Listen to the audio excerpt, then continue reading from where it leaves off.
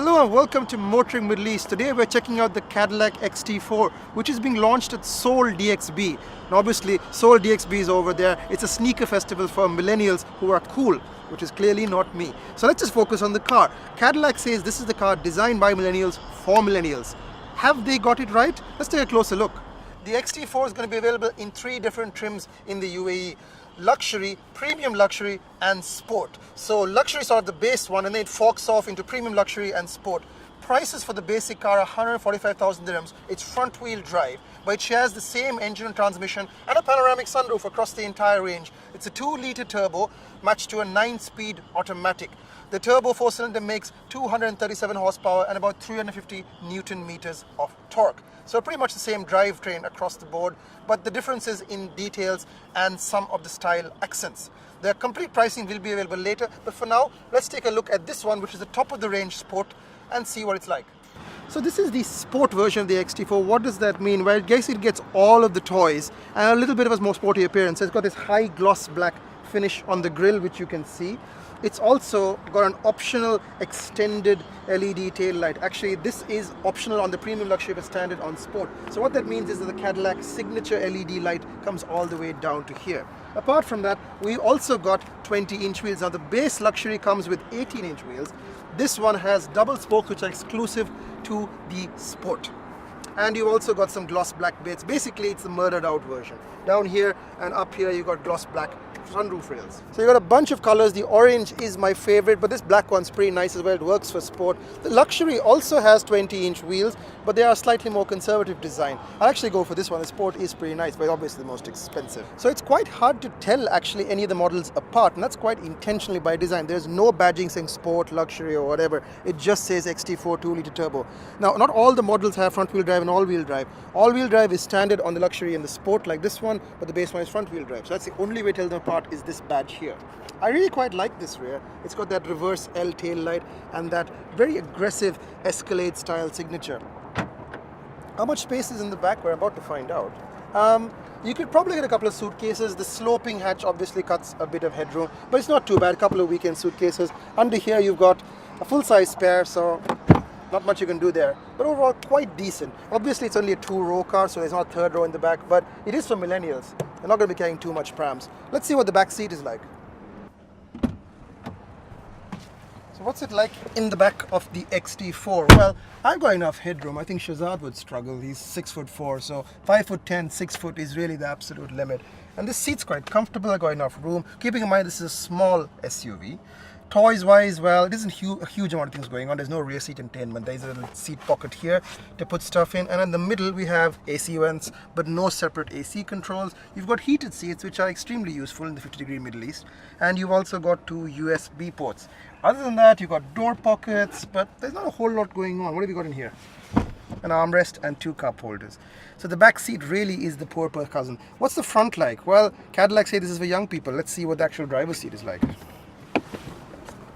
So this is kind of like Cadillac's attempt to take on the Volvo XC40 with a very similar sounding car, the XT4, and I think Cadillac have done a pretty good job.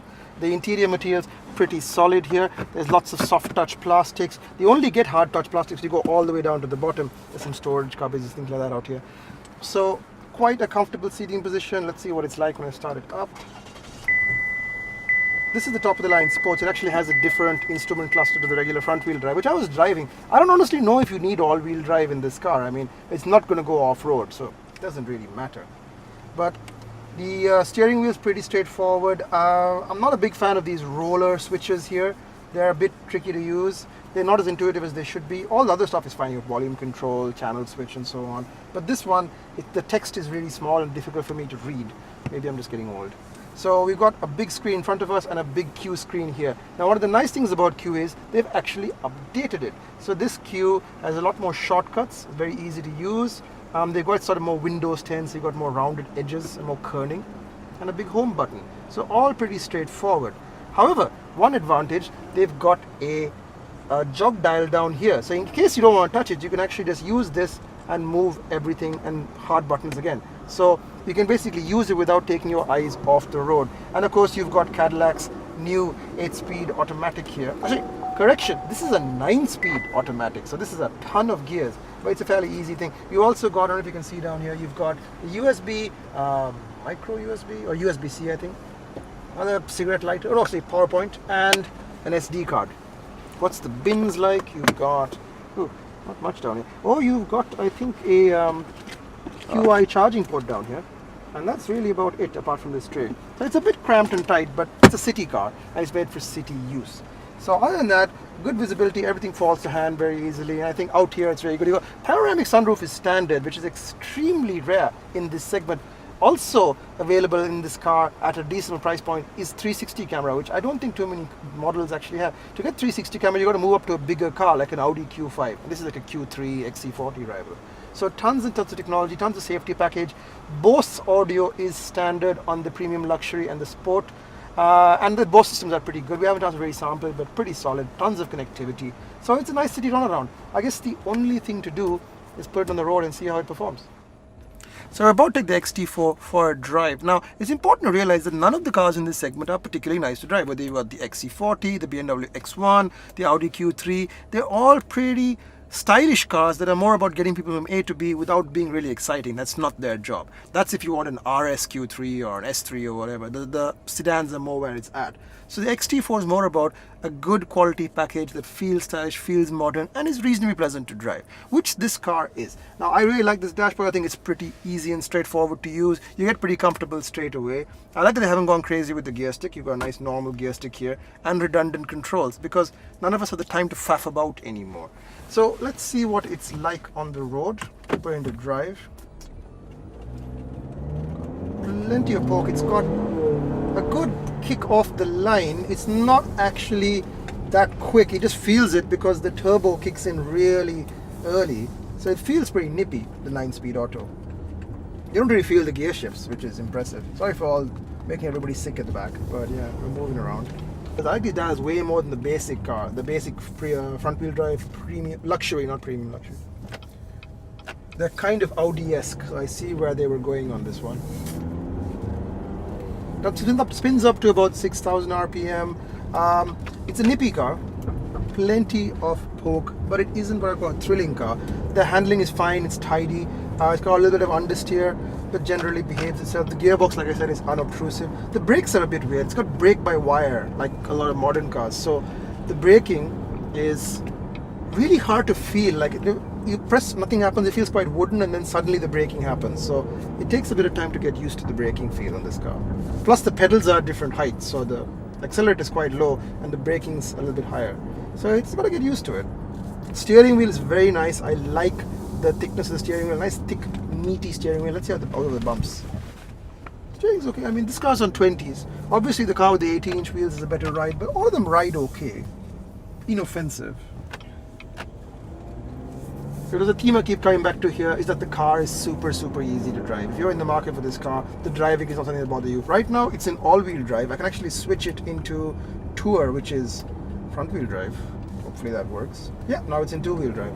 Does it make any difference? Not really. It doesn't really talk straight. It doesn't have that kind of power. 240 horsepower is not that much. Now I put it into sport. Do I feel any difference? Let's see. I'm in the middle of traffic, so I can't really blast about. Oh, now it's clicked into a four-wheel drive, yeah. Do you need four-wheel drive in a car like this? I don't think so. Oh, he's turning left. He decided to turn left, and he's now... Yeah, he's gone left. He's gone left.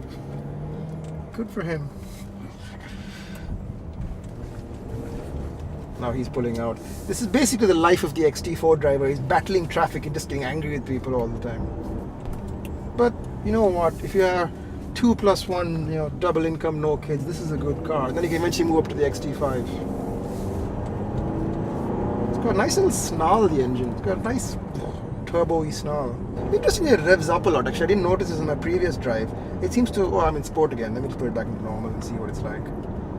It goes up to 3,000-4,000 RPM, but it does not go in that quickly. So you might as well just leave it in all-wheel drive. It's fine. Oh, it changes the weight of the steering as well. Right, I think we get the idea. I think we know what sort of car we're getting here. It's no Mini, but it's the most German Cadillac I've ever driven. It's extremely German in the way it feels. It's no surprise that the people introducing the event were also German. So I do think Cadillac has a good, solid little number here, very competitive. And if you're in the market for something like this, you can't go really wrong. I think I'll just pull over here and have this structure that looks like base Dubai. Do a bit of off-roading. So, the ride's quite good off-road. So that's it from me. We'll be getting the car hopefully in a couple of weeks to be able to have a closer look at it. I don't think things will change that much. This is the kind of car where what you see is what you get. Thanks for watching. Make sure you follow us on Motoring Middle East on Instagram, YouTube, Facebook, like, comment, share, subscribe, you know the drill. Till next time, see you then.